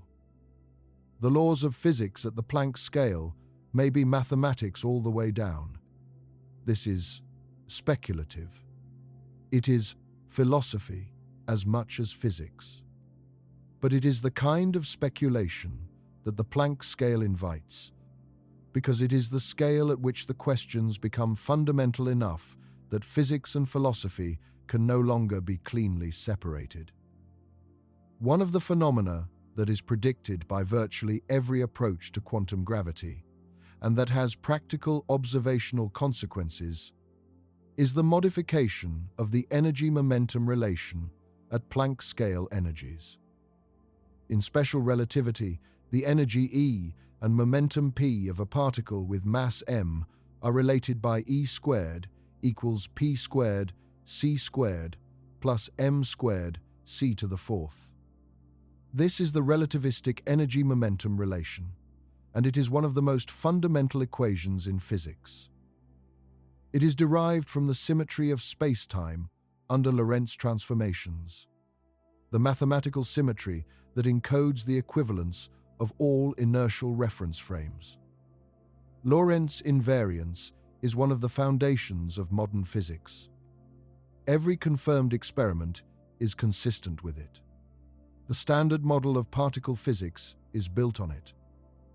General relativity is consistent with it locally. At the Planck scale, Lorentz invariance may be modified. If spacetime has a discrete or foamy structure at the Planck length, then the notion of all reference frames being equivalent may fail at very high energies. Different reference frames would see the Planck scale structure differently, and the complete equivalence of all inertial frames, which is what Lorentz invariance expresses, might break down. Modified dispersion relations are the phenomenological signature of this breakdown. They modify the relation between energy and momentum in ways that become important only at Planck energies. The simplest modification adds a term proportional to the energy cubed divided by the Planck energy squared, which produces a tiny energy-dependent correction to the speed of light.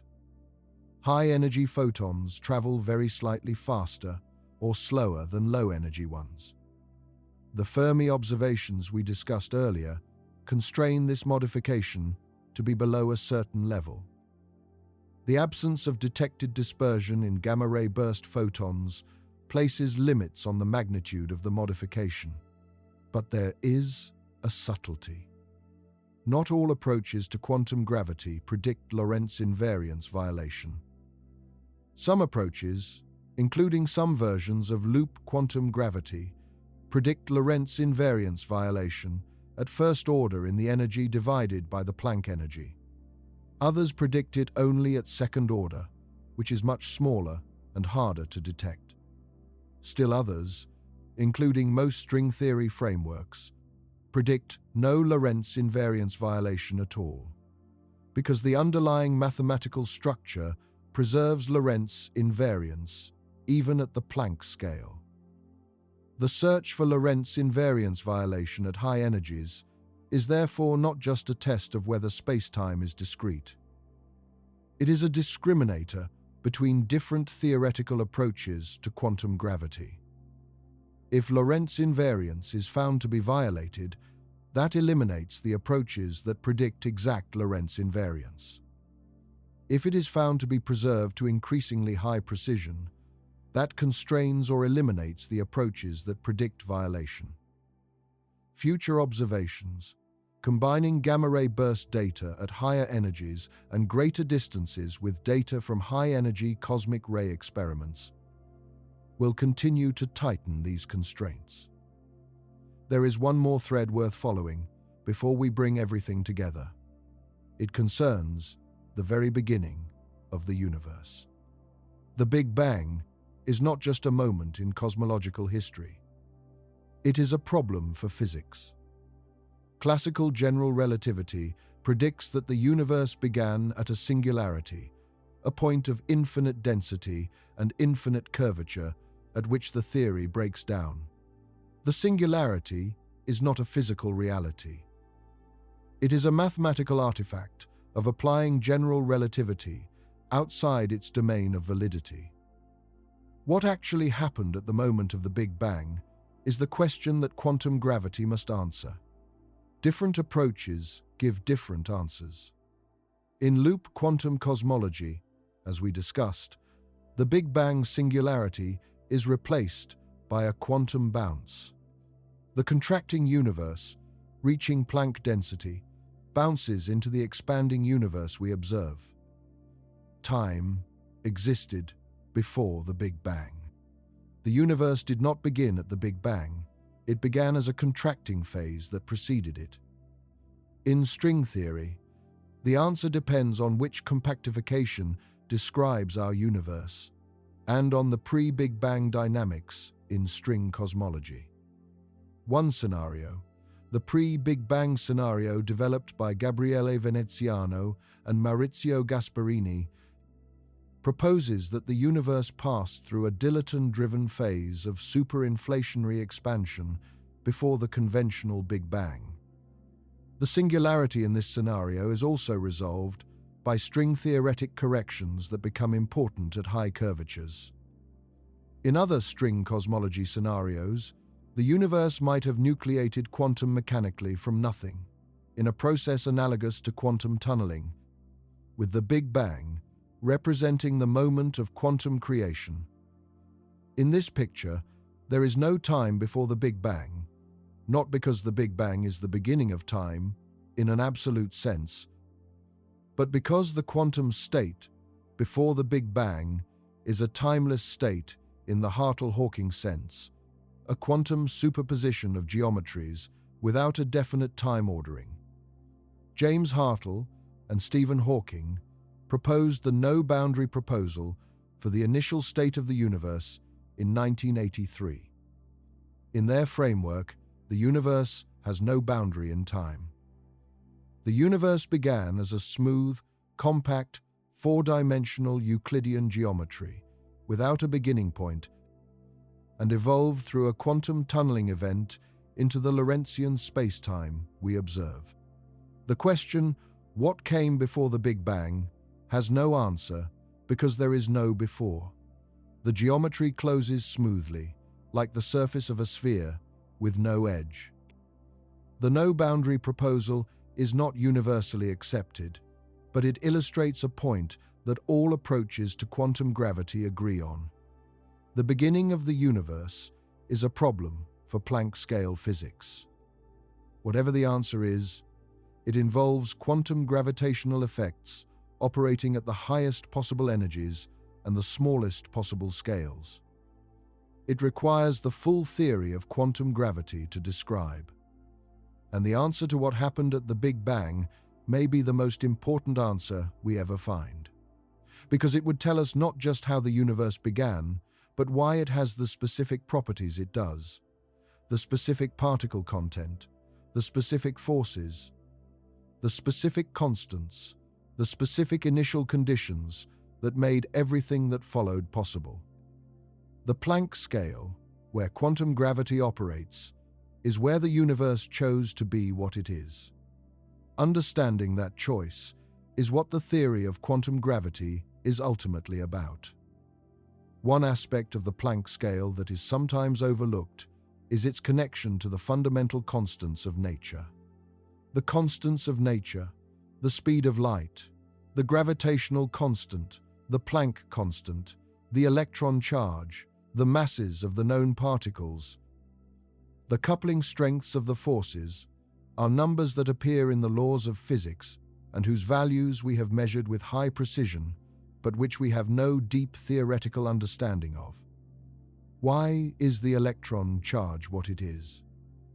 Why is the mass of the proton 1,836 times the mass of the electron? Why is the gravitational force between two protons 36 orders of magnitude weaker than the electromagnetic force between them, a fact sometimes called the hierarchy problem? Why is the cosmological constant, the energy density of the vacuum, 120 orders of magnitude smaller than the naive quantum field theory estimate?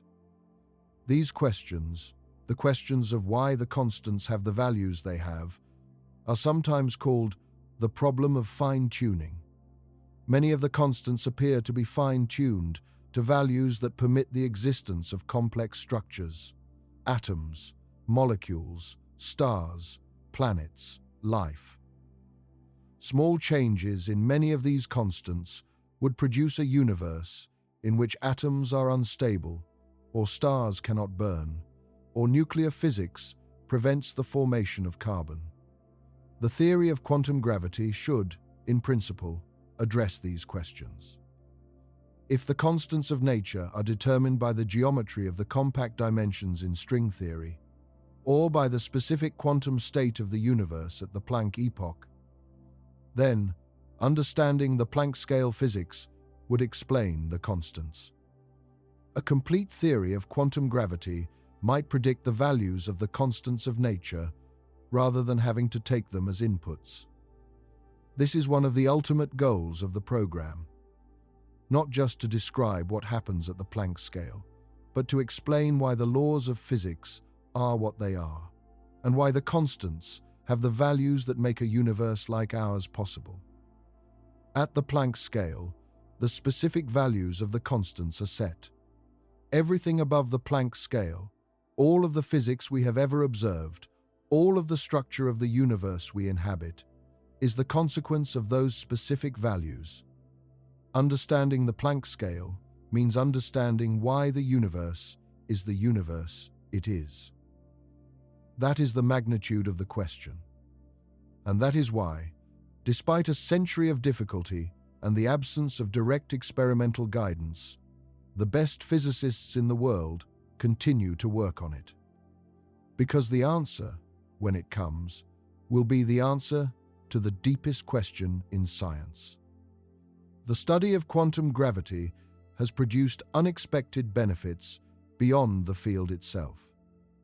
The mathematical tools developed for string theory have found applications in condensed matter physics, in the study of superconductors and strongly correlated electron systems. The ADS-CFT correspondence, which relates a gravitational theory in a higher dimensional space to a quantum field theory on its boundary, has been applied to model strongly coupled quantum fluids and to study quark-gluon plasma, the state of matter that exists in the cores of heavy ion collisions and in the first microseconds after the Big Bang. This applicability of quantum gravity mathematics to non-gravitational physics is not an accident. The mathematical structures of holography, of conformal field theories, of quantum entanglement in many body systems are deep structures of quantum mechanics that appear across many domains. The specific physical context of quantum gravity happens to require these structures in their most extreme and powerful form, which is why developing them for quantum gravity turns out to produce tools with much wider applicability. Similarly, the language of quantum information, of entanglement entropy and quantum error correction and quantum complexity was developed in the context of quantum computing and quantum communication. But it has turned out to be exactly the right language for describing black hole physics and the emergence of spacetime from holographic duality. The concept of a quantum error, correcting code, developed to protect quantum information from noise in quantum computers, has become a tool for understanding how information is encoded in Hawking radiation and how bulk spacetime operators are represented in the boundary theory of ADS, CFT. This cross-fertilization between quantum gravity, quantum information, and condensed matter physics has become one of the most exciting developments in theoretical physics in the past 2 decades. Researchers who would previously have identified entirely with one field are increasingly working at the intersection of all three. The Planck scale is where this convergence is most fundamental. It is where all three fields must ultimately contribute to the answer. Quantum gravity provides the physical question. Quantum information provides the language. Condensed matter physics provides techniques for understanding how macroscopic behavior emerges from microscopic quantum degrees of freedom. The theory of quantum gravity, when it arrives, may come from this intersection rather than from any single one of its components. There is a question that sometimes gets asked about the Planck scale, one that sounds simple but is actually very deep. Could the Planck length change? The Planck length is defined in terms of the fundamental constants g, c, and h bar. If any of these constants were different, the Planck length would be different. And there is a serious question in modern physics about whether the constants are truly constant, whether they have always had the same values, or whether they vary across space and time. Observations of distant quasars have placed constraints on the variation of some constants, particularly the fine structure constant, which measures the strength of the electromagnetic force. Some observational hints of variation have been reported, but remain controversial. The current consensus is that the fine structure constant has not varied by more than a few parts per million over the history of the observable universe. In string theory, the constants of nature are typically determined by the values of fields in the extra dimensions, the moduli. If these moduli fields are not perfectly stabilized, they can slowly evolve over cosmological time, causing the constants to vary. The stabilization of moduli, the question of how the extra dimensions are held at their compact sizes rather than expanding, is a major issue in string cosmology. If the fundamental constants vary, the Planck length varies with them. The scale at which quantum gravity becomes important changes. The history of the universe, from the perspective of quantum gravity, is more complex than a simple fixed scale. The Planck scale, in the very early universe, may have been relevant at different times in cosmological history than a naive calculation would suggest. if the constants were evolving as the universe expanded and cooled. This is a reminder that even the definition of the Planck scale, while mathematically precise in terms of the current values of the constants, is embedded in a broader physical context. The constants themselves may require explanation from quantum gravity. Their current values may be one solution among many in the landscape of string vacua, or they may be uniquely determined by some principle we have not yet found. The Planck scale is not a fixed background given to us by nature. It is itself part of what quantum gravity must explain. The most important thing to take away from all of this is not the specific theories. Specific theories will be refined, revised, and possibly replaced. The most important thing is the nature of the question. We are asking, what is nature made of? At the very bottom, with nothing left out. This is not a new question. Democritus asked it in ancient Greece. Newton answered, part of it with atoms and forces. Faraday and Maxwell answered more of it with fields. Einstein answered more with curved spacetime. Planck, Bohr, and the founders of quantum mechanics answered more with wave functions and quanta. Each answer was true as far as it went. Each one was also an approximation, valid at the scales it described, but ultimately resting on foundations that turned out to be deeper. The atoms of Democritus turned out to be made of protons and neutrons and electrons. The protons and neutrons turned out to be made of quarks. Whether the quarks are made of strings, or whether strings are made of something else, is one of the questions the theory of quantum gravity must eventually answer. The Planck scale is the end of that particular chain of descent. Or at least, it is the next step in the chain. It is the scale at which the description we have been using, particles in spacetime, must be replaced by something that does not assume spacetime. Something more fundamental, more abstract, more purely informational. And when we find it, when we have a complete theory of quantum gravity that describes physics at the Planck scale correctly, it will be the deepest and most fundamental description of reality that human beings have ever achieved. It will explain why the universe has 3 dimensions of space, why time has a direction, why the constants of nature have the values they have, why there is something rather than nothing, why the laws of physics are what they are. We do not have that theory yet. But the fact that we know where to look, that we can describe the question with such precision, that we have multiple sophisticated mathematical frameworks that each capture part of the answer, that we have observational constraints from cosmology, astrophysics, and particle physics that narrow the space of viable theories, and that we have experimental proposals that could directly test the quantum nature of gravity in the laboratory within a foreseeable time frame. All of this represents genuine progress. The problem of quantum gravity has been with us for 100 years. The answer may still be decades away, but every decade, the tools get better. The mathematics gets deeper. The observational constraints get tighter. The experimental reach extends further. The conceptual framework becomes more precise.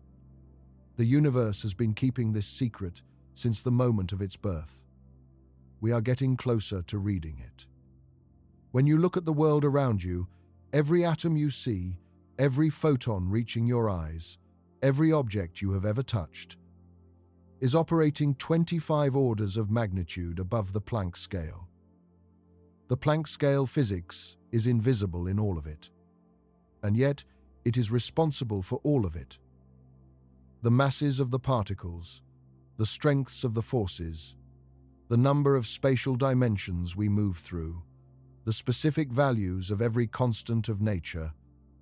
All of these were set in the first Planck time after the Big Bang, when the universe operated at Planck energies and quantum gravity was the only description that mattered. In that first 5 times 10 to the negative 44 seconds of time, the universe was not the place we know. There were no particles of the kind we have now. There were no atoms, no forces in the form we would recognize. There was only Planck scale physics, the geometry of spacetime fluctuating on its own scale, quantum information in a maximally energetic state, from which everything we now observe would eventually emerge. The smooth geometry of space as we know it crystallized from that initial state.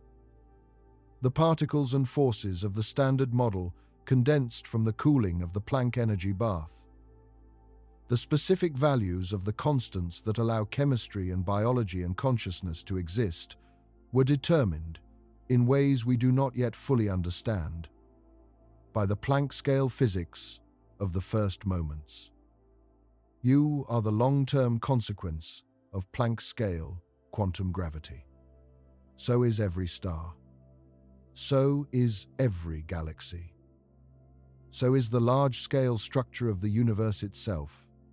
The quantum fluctuations at the Planck scale, stretched by inflation to cosmological sizes, became the density variations that collapsed to form the first galaxies.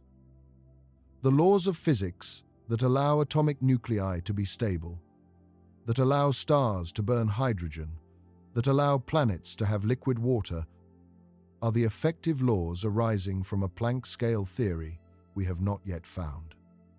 Every time you look at the night sky and see stars and galaxies, you are looking at the long wavelength consequences of physics at 10 to the negative 35 meters.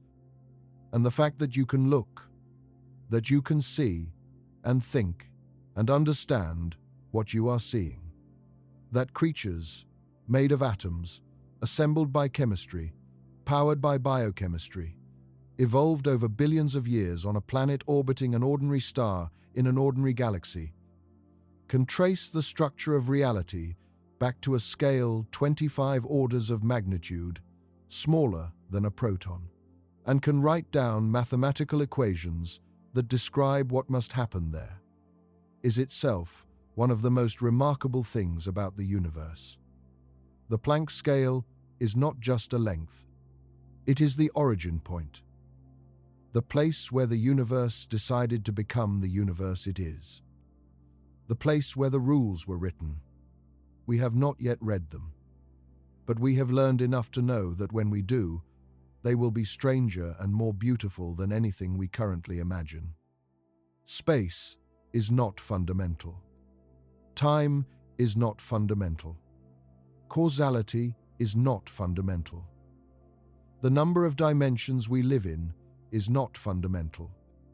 All of these emerge from something more primitive, something purely quantum informational, something that exists at the Planck scale in a form so different from our everyday experience that we do not yet have the language to describe it fully.